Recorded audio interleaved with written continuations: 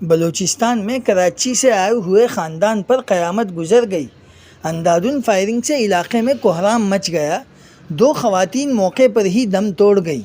باپ اور بیٹی شدید زخمی۔ علاقے میں خوف و ہراس پھیل گیا۔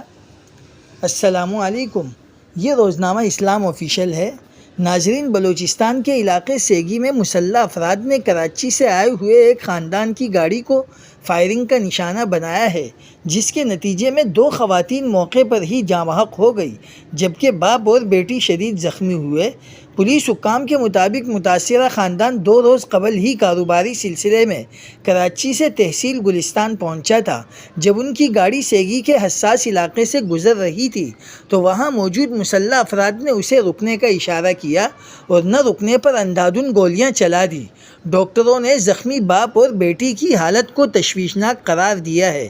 پولیس کا کہنا ہے کہ یہ علاقہ قبائلی تنازعات اور پرانی دشمنیوں کی وجہ سے انتہائی حساس شمار کیا جاتا ہے۔ علاقے میں اس افسوسناک واقعے کے بعد خوف و ہراس پھیل گیا ہے۔ مزید اپڈیٹس کے لیے دیکھتے رہیں روزنامہ اسلام آفیشیل۔